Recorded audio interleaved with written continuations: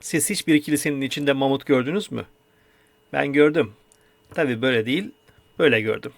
Gelin nerede gördüğümü anlatayım. Merhaba, ben Kehan Acar. Burdur'da Doğa Tarihi Müzesi'ndeyim. Burdur'un geçmişe uzanan sessiz sokaklarından birinde 100 yılı aşkın geçmişiyle zamana meydan okuyan bir yapı yer alıyor. İlk bakışta bu yapının doğaların, ayinlerin ve ilahilerin yankılandığı kutsal bir mekan olduğunu düşünebilirsiniz. Oysa ki bu tarihi taş duvarların ardında bambaşka ve milyonlarca yıl öncesine ait sırlar saklı. Karşınızda Burdur Doğa Tarihi Müzesi. Burası sadece bir müze değil, Anadolu coğrafyasının geçirdiği evrime, toprağın altında yatan dev canlıların fısıltılarına ve medeniyetlerin izlerine tanıklık eden benzersiz bir zaman kapsülü.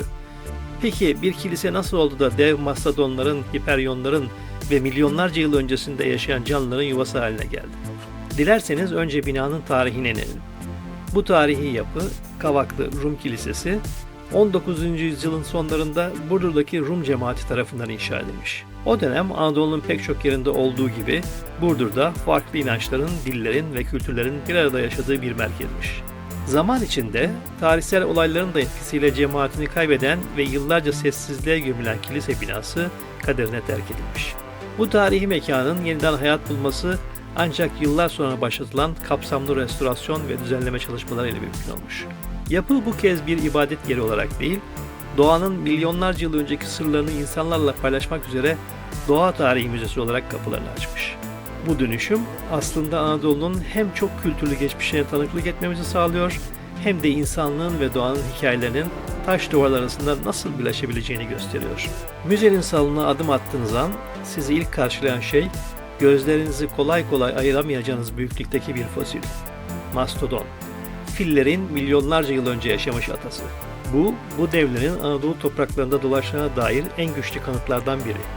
Yaklaşık 2 ila 5 milyon yıl önce Anadolu topraklarında yaşadığı biliniyor.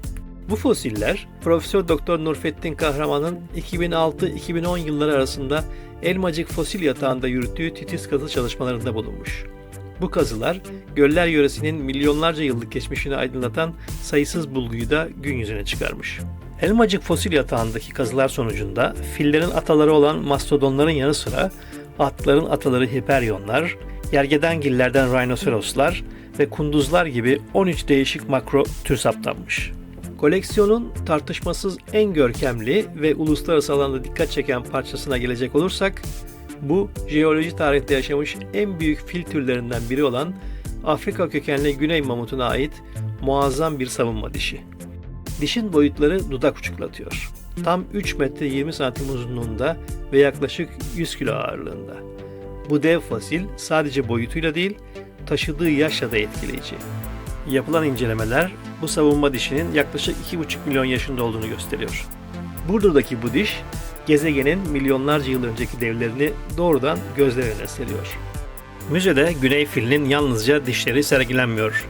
Bunun yanı sıra kaburga, çene, ayak ve kalçaya ait parçalar da sergilenenler arasında yer alıyor. Ayrıca farklı hayvan türlerine ait fosil ve kemik parçaları da sergilenenler arasında.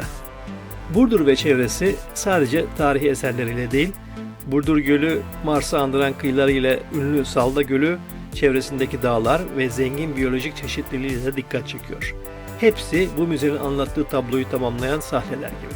Burdur Doğa Tarihi Müzesi hem bilimsel hem de kültürel anlamda bölgenin değerlerini dünyaya tanıtan önemli bir merkez haline gelmiş. Bir yetişkin için burası heyecan verici bir müze gibi görünebilir. Ama bir çocuk için bu fosiller yalnızca eski birer kemik olmaktan öte hayal gücünü ateşleyen birer kıvılcımdır belki de. Belki şu an mastodonu önde duran küçücük bir çocuk yarının bilim insanı olacak. Bu taş duvarlarda hem çok kültürlü Anadolu'nun geçmişi var hem de milyonlarca yıl önce yaşamış devlerin ayak izleri.